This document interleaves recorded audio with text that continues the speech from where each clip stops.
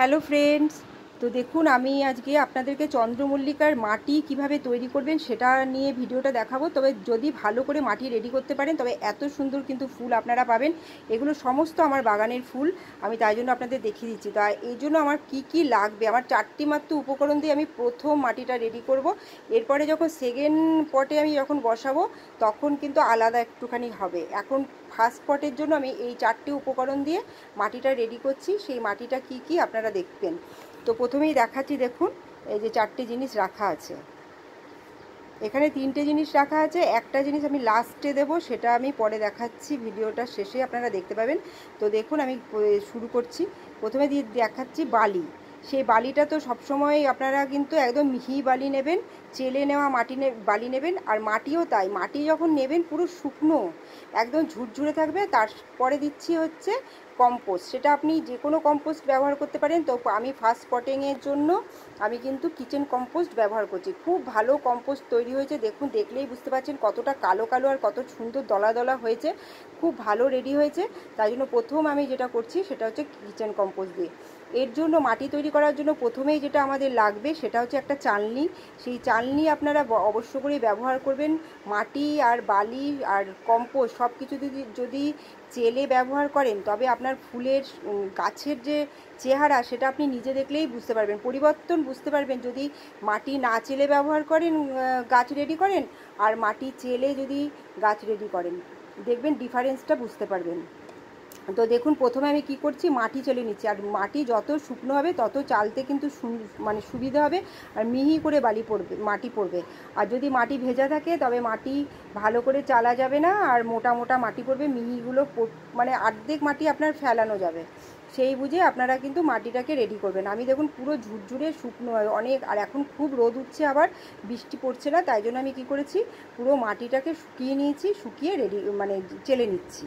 আর একটাও দেখুন দানা দিচ্ছি না, কোনো পাথর পড়বে না, সমস্ত একদম মানে প্লেন একদম মাটি তৈরি হচ্ছে। তা আমি আপনাদেরকে একটা পরিমাণ মতো দেখিয়ে দিচ্ছি কীভাবে রেডি করতে হবে, কিন্তু আমি এর থেকে অনেক বেশি পরিমাণ মাটি রেডি করব, কারণ আমি তো অনেক পরিমাণ চন্দ্রমল্লিকা লাগাই। তো সেই পরিমাণ গাছের জন্য আমার যতটা মাটি লাগবে আমি সেই রেডি করব। আপনাদেরকে আমি একটা দেখিয়ে দিচ্ছি যে এইভাবে মাটিটা চালতে হবে। যত দানা আছে সব আমার হাত দিয়েই দেখুন গুঁড়ো হয়ে যাচ্ছে, আর কত সুন্দর করে পড়ছে, বুঝতেই পাচ্ছেন যে কতটা ভালো হয়েছে। রোদে আগে শুকিয়ে নেবেন ভালো করে, তারপরে মাটি চালবে। আর মাটি আমরা যত চন্দ্রমল্লিকা বলুন, শীতের গাছ বলুন, বেশিরভাগই কিন্তু এই চালনি ব্যবহার করে চেলে নিই। মাটিগুলো যাতে একদম ঝুরঝুর করে জল পাস হয়ে যায় সেইভাবে মাটি রেডি করতে হয়। যত ভালো মাটি রেডি করবেন তত ভালো গাছ হবে, এটা আপনাকে মাথায় রাখতে হবে। যদি এঁটেল মাটিতে গাছ বসান একদম গাছের গ্রোথ হবে না, বাড়বে না। এই দেখুন হাত দিয়ে আমি একদম দেখাচ্ছি, দেখতেই পাচ্ছেন কত সুন্দর হচ্ছে মাটিটা। এরপরে যেটা চেলে দেখাবো সেটা হচ্ছে বালি। বালিটা তো অবশ্য করেই চেলে নেবেন, কারণ বালির মধ্যেও অনেক দানা থাকে। তো আমাদের এই বালিগুলো চালা বালি, তাও আপনাদেরকে আমি দেখিয়ে দিচ্ছি। দেখবেন যেটা আমার চালার পর বেরোবে, আমার কিছুই বেরোবে না, কারণ আমরা এগুলো চেলেই ব্যবহার করি। এই দেখুন অল্প একটু বেরিয়েছে, তো এইটুকু আপনারা রাখবেন না, তো এগুলো ফেলে দেবেন। এভাবে বালিও চেলে নিলাম। চালবেন আর মিক্সিং করবেন, চালবেন আর মিক্সিং করতে হবে, ভালো হবে। মানে বারে বারে মিক্সিং যদি করতে থাকেন না, সব জায়গায় সব কিছু সুন্দরভাবে মিশবে। এবার যেটা করছি, এবার হচ্ছে কম্পোস্ট। সেটা আপনারা কিন্তু গোবর সারও নিতে পারেন, ভার্মি কম্পোস্টও নিতে পারেন। আমি কিন্তু প্রথমটা বলেই দিলাম যে কিচেন কম্পোস্ট, আর যেটা খুবই ভালোভাবে রেডি হচ্ছে এবং ফ্রিতে, কোনো টাকা আমার খরচা হবে না, সেটা হচ্ছে ফ্রিতে আপনি এই সারটাকে বানিয়ে নিতে পারবেন। তো তার জন্য আমার এখানে দেখুন মাটিও আমার কিনতে হয়নি, বালিও কিনতে হয়নি, সারও কিনতে হয়নি। আর কম্পোস্টটা কেন কিনতে বলছি, কেন মানে চালতে বলছি, দেখুন এখানে যে কিছু দেখবেন জিনিস আমরা যে কম্পোস্ট তৈরি করি তার মধ্যে হয়তো কিছু প্লাস্টিকের টুকরো থেকে যায়, ওগুলো কম্পোস্ট হয় না, তো ওগুলো বেরিয়ে যাবে। দেখুন এগুলো সমস্ত বেরিয়ে আসছে। তো না, যদি আপনি না চেলে নেন তবে ওগুলো সমস্ত মাটির মধ্যে থাকবে, ওটা ভালো হবে না। এই দেখুন কীরকম প্লাস্টিকের টুকরোগুলো দুই একটা থেকে যায়, ওইটা হয়। তবে ওই রাবারের টুকরো, ওগুলো বেরিয়ে যাওয়ার জন্য এগুলোকে চেলে নিতে হয়। আমি গাছ বসানো দেখিয়েছিলাম, তো আপনারা অনেকেই খুব আপনাদের মানে পছন্দ করেছেন এবং কমেন্ট করেছেন। তো আপনারা এইভাবে মাটিটাও রেডি করুন, দেখবেন আপনারা ভালো রেজাল্ট পাবেন। আমি যেটা পাই সেটাই সেইভাবে আমি দেখাচ্ছি। হয়ে গেল তিনটে জিনিসের মিশ্রণ। এবার ভালো করে কী করবেন, মিক্স করবেন একদম।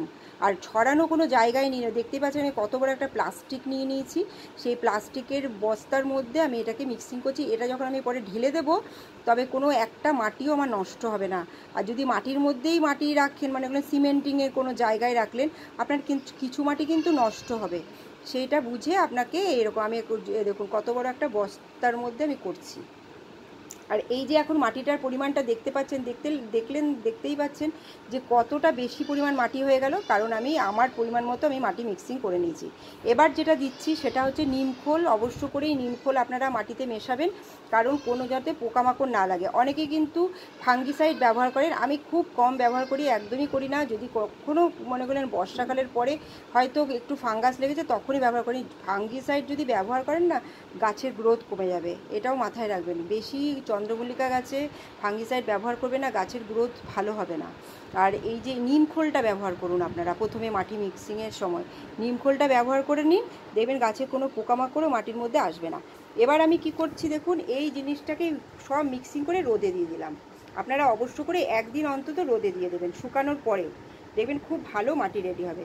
তো আপনারা ভিডিওটা দেখবেন, ভিডিওটা যদি ভালো লাগে লাইক শেয়ার সাবস্ক্রাইব করবেন। তো আমি এখানে ভিডিওটা শেষ করছি। Bye bye, take care.